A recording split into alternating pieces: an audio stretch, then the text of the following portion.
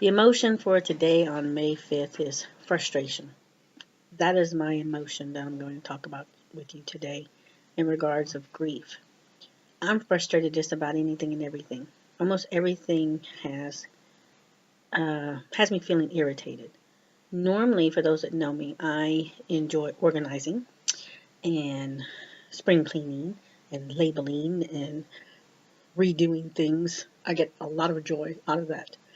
Lately, however, though, I'm frustrated, and this just the thought of having to cut the yard and reorganize the garage or cook or clean or wipe a counter has me so frustrated, but it leads to anger. And it's like, why do it? Why do I have to do this? In the end, none of it matters, does it? And that's my emotion today. I'm just gonna be honest. That is my emotion today. And tomorrow it might be a different emotion, but the emotion I have right now is why bother? And it'll probably go away, and I'll go back to being the person who loves to organize and label things. I have a label maker at home and I have a label maker at work. I love label makers, but not this day. And I'm just irritated and mad and overwhelmed and and today was my parents' anniversary, and they would have been married for 46 years. And I prayed that my mother, hi mom, would be okay today, as much as she could be. And it's not easy thinking about that. I have a spouse that I've been married to for over 24 years. And just the thought of him no longer being in my life every day, I, I don't know how she does it, honestly. I don't know how she has gone so long, as we approach our year, doing it without him. No clue. Probably one of the strongest women I know. Because I think I would have fallen apart easily. And I couldn't have done it. I'm glad she's still here and that she's trying to maneuver through being without him, because he was not only was he a vital part of our lives, he was a vital part of her lives in ways that I could never understand. Um, because I still have my spouse. Which brings me to mention the year. It doesn't feel like a year. And it's a double-edged sword. And I know cliches. I hate cliches. I remember reading and writing teachers and cliches. They don't have a place, but sometimes they do.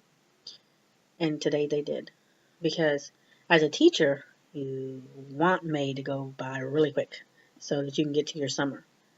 But now, if I wish for May to go by really quick, I'm wishing for May 30th to get here. And what is that day going to be like? And what is 4:02 p.m. going to be like when his heart stopped and he stopped breathing? What's that going to be like?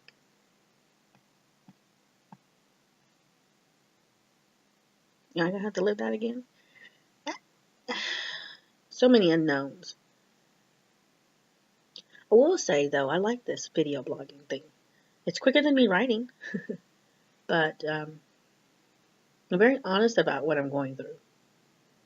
And not everybody does their grief the same. And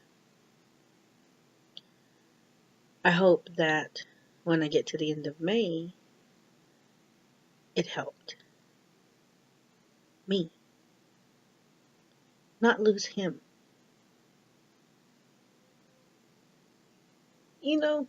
With grief, it's like you're in pain in physical, emotional, and spiritual ways. You are. And you're trying to still be here without them. And you go through disbelief and how could it be and why, and there's no set way that I'm going through it, because it's all over the place. But nonetheless, frustration, anger, um, but anxious to be out of school. Not because I don't adore my students, I do, and I'm going to miss them greatly. It's different being a fifth grade teacher. Fifth grade teacher, I don't see them in the hallways for a couple of years. I was a third grade teacher prior to this, and I would get to see them in the hallways, and I'd get to see them growing up, and like, oh, they were this little, and now they're this big. But in fifth grade, they leave you. They go down to a whole nother building, and I'm supposed to just, you don't ever get to see them again. But people told me I'm in a small town that I will see them again, so I'm hoping that that's true. And I think it'll help me because I really am attached to this group. They were a wonderful group. So, happy anniversary, Mom and Dad. You never had to say it for me, but I could tell how much you loved her when she walked in the room. You had this way of picking on her constantly. He would pick on her all the time, and they'd get into these. You would think they were arguing, but they weren't. And I think he really enjoyed messing with her. So, happy anniversary, Dad in heaven. May 5th. Done.